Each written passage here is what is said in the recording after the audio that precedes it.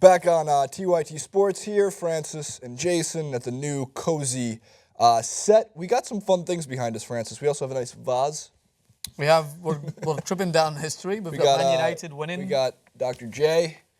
And we'll sometime, at some point, we will put up a Kobe Bryant picture. And now, we did the clip yesterday in which I stated 3 facts in which Kobe should be benched, Byron Scott should be fired, and his poem was silly. I stand by all those facts. Well, the last one isn't a fact. It's a fact. Neither of them are facts. It was the way silly. You say facts. It was silly. The three He should be benched. There were 3 hard opinions. Okay, 3 hard opinions. That's what you come here for anyway. Yes, true. Now, comment section. Love you guys dearly, but don't ever say I'm disrespecting Kobe Bryant. Considering, let's go through some history here. I was a freshman in high school, wanted nothing more to buy Kobe's sneakers. Amazing. My favorite shoe. The only basketball shoes I've ever owned in my life. Is this how Oliver Twist started? Basically. Is Kobe's. Worked my ass off as a busboy, making like nothing. You make no money as a busboy, especially when you're like 15, 16 years old. Bought a pair of Kobe's. Never had owned any other basketball shoes in my life. Never will own any other basketball shoes in my life. Mostly because they're the most comfortable. They also look awesome. And no, you can't shoot like Kobe when you have them. It's not like Mike. Ever seen the movie Like Mike? Yes, I have. Great movie. But no, I don't want anybody to think that I disrespect Kobe Bryant. I personally think the poem was silly. If you find that disrespectful, so be it. We agree to disagree here. But Kobe, his retirement has sent shockwaves out through the internet, through the sports world, because he did. He transcended sports. His name, his number, his brand is as big as Michael Jordan's, if not bigger. I'm not saying he's better. Just his name recognition across the world is right up there next to MJ. No, he's like the millennials generation of Michael 100%. Jordan. That's what it is. So. 100%. But KD, Kevin Durant, who does not like TYT Sports, he called us clowns once. And I wish KD would have called me a clown. Right, it was like J.R. Jackson and Ben Mank and Jen Cusby. They made fun of his tattoos. Who are these clowns over at TYT Sports? Claim the fame. KD spoke on Kobe, his retirement, and how the media has been treating Kobe. Let's hear what he had to say via the Oklahoman. Yeah, I did idolize Kobe Bryant. Studied him, wanted to be like him. You know, he's Michael Jordan. You know, I watched Michael towards the end of his career when he was with the Wizards, and I think that's when Kobe emerged as the guy for us. So, yeah, I mean, I've been disappointed this year, you know, because you guys treating him like, you know, he's a legend, and all I hear about how bad he's playing, how bad he's shooting, it's time for him to hang it up. You guys treated one of our legends like, and I didn't really like it. I don't know. Basically, since that same newspaper, that same media outlet, the Oklahoman, they put up the headline "Mr. Unreliable" during the playoffs with Kevin Durant before his injury-plagued season at least. Ever since then, he's I'm gonna watch my words on this one. He just hasn't been the kindest to the media. He's very outspoken. So be it. That's fine. KD's allowed to do that. There's nothing wrong with that. At least, especially the Oklahoman after publishing Mr. Unreliable. But he was to sum up what he said. He thinks the media has treated Kobe like shit, and I kind of disagree.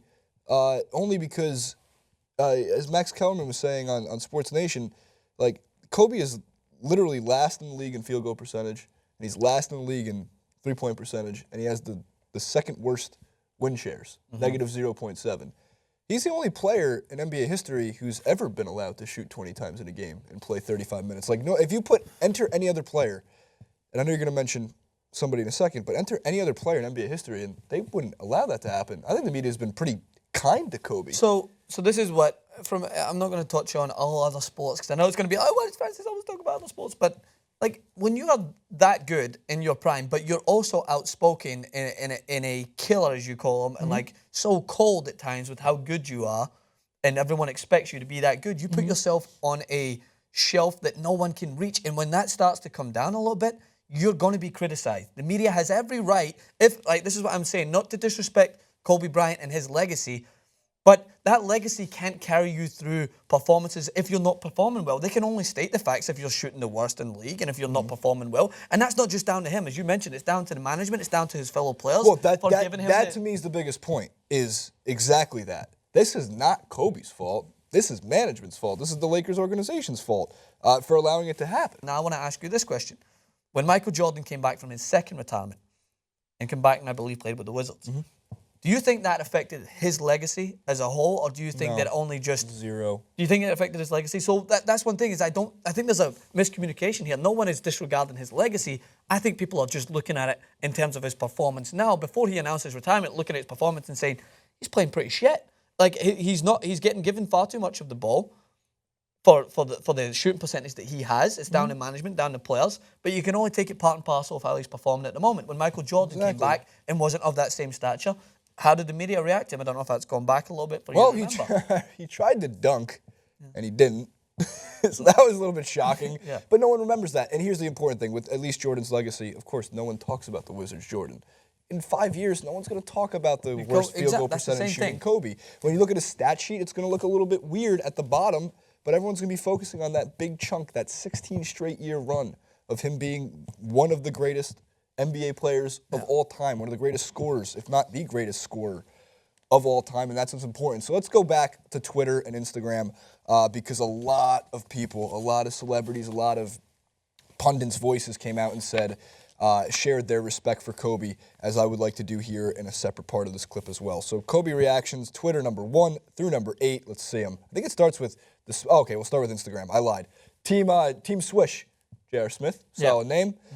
He's given his props to Kobe, one of the most underrated. I love this part of it, though. A lot of NBA players, Damian Lillard is one of them, and you'll see a few coming across your screen, took pictures that were just with him and Kobe on the court and across from each other, because when you see these kind of shots with Pau Gasol, with Kobe, like so many, Russell specifically as a rookie, how many people can say they've done this? Yeah. And a lot in the NBA can, but for the majority of the millions of people who follow, they can't. Yeah. And that's a huge deal. There's Julius Randle and all the young Lakers players that got to play their dream. They grew up idolizing this. Even Ricky Rubio on his ass looking up to Kobe, getting a hand out there. Yeah. Respect, Black Mamba. He does. He transcends sports in the player that he was and what he meant to the game. But that's why I was upset at the idea of a poem. Maybe I'm having a tough time understanding why Kobe needs to retire. You have a tough time with poems. Did you write a poem to a girl and she didn't respond back, Jason? Maybe. I wrote a rap once. I'm just kidding. Can you imagine? I would have loved to have heard that. No. Jay's got bars. I got bars. I'm Jay-Z. Ja'Cory, does he have bars? Ja'Cory knows I got bars. But so if you go through the tweets as well, you'll see we want to get through all of these for you guys because there's a lot of reaction from around the league. So let's go through the tweet, including Gigi Hadid. Nah, when you get tweeted by arguably probably the hottest girl in the world right now, that's bound to just make you feel a little bit better. Now, despite the fact that Kobe is getting tweeted from all over the place, for me, I would love Gigi Hadid. You would like her to send you a tweet? She is... All good things must come to an end, as she says. She loves the Bryant family, of course, as many of us do. We move forward. There's a lot of tweets to get to. Let's make sure let's scroll. Lupe Fiasco, Food and Liquor, a great album before all the crap that he's released from the music industry. Had to throw that in there. Shout out to Kobe Bryant, his illustrious career in the NBA, one of the greatest of all time. Continuing, Pau. Man, you talk to any Laker fan, they idolize Pau, as they should. He came in, he did his party, won 2 chips, and he left. It was great. What about Pip? Scottie Pip. I believe Bryant's going to finally hang it up. One of the NBA's great champions. Enjoy the rest of the season, my friend. You continue on. JT, one of the true kings of the game. You're one of the greatest to ever do it, my friend. Kobe, Black Mamba. What is it? Vino Club? Vino Club. I guess it's a secret I thought club. This was cool. Meta World Peace. Panda's friend. Ron Artest. Any of his names. That's him holding a personally signed copy of Kobe's letter. Nice. Not his poem. His letter to Lakers. Actually, right, so I actually thought this was like... This was actually Ron Artest's Instagram, and I looked down and I said, Arash Markaza. I didn't look at the picture. You're like, you changed it again? I was like, you changed his name to Arash Markaza? What's going on here? But then, obviously, I realized it's a beat writer. And then Lolo Jones. I was honored to have you as a teammate when they played. They didn't play technically together on Team USA, but they were a part of the same common goal of looking for gold medals. 2 gold medals for Kobe Bryant. I have 2 favorite. Oh, I'm sorry. Shane Battier. Shane Battier. This was important to me. Kobe Bryant scored 56 points on me in 3 quarters of my rookie year, pushed me to be better more than any player I've ever faced. He has my ultimate hoops respect. Little do people know, Shane Battier, you got to look up the article written by Michael Lewis, amazing writer. Shane Battier was one of the better players in the NBA when he played, and no stat reflects it. Yeah, I used to like watching Shane Battier. Like, I think when the team was better with him on the court and worse when he wasn't. Yeah, it's very weird. Another underrated player that I think it's the same thing as you. If a lot of people look, especially in the sport of basketball more than anything, people look to stats. Yeah. That is where you have to back it up with your statistics that go in there. Like weird. And I think that it's a very hard sport that it is easily quantifiable, but sometimes you just have to look beyond that to see how good someone can be outside of that. Right. Like that's when I mentioned people like Draymond Green right now, that his stats are starting to catch up to where they should be. They look fantastic now, but even when they weren't racking up, I still thought they were a better team when he was on the court. Agreed. He's the heart and soul. Yeah. Right. He's a beating heart. He is. There's a song in there somewhere. Beats his heart. If you saw last night, he was dishing out balls against the Jazz. It was awesome. Kobe video is last from Jermaine O'Neal. I thought he had the best Instagram post out of them all because, it's got Kobe dunking on everybody. That's it. A three-peat for the world champion Los Angeles Lakers. Back-to-back titles, the 2010 NBA champions.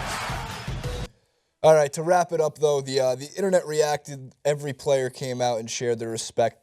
There was literally over 100 of these. We took our best 22, I think, is what we came up with. If we missed any, make sure to leave them in the comments section below. You missed David Beckham. He was part of the Instagram. No, you missed David Beckham.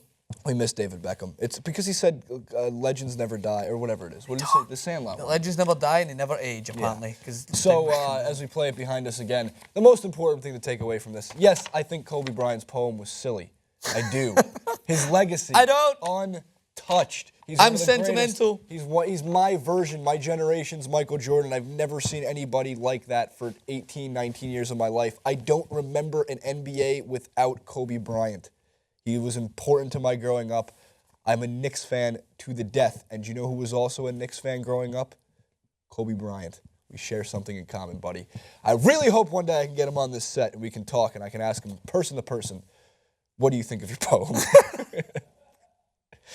Comment below. Follow Francis and myself on the social media. It's in the description box below. We'll see you next time. A three-peat for the world champion Los Angeles Lakers. Back-to-back titles, the 2010 NBA champions.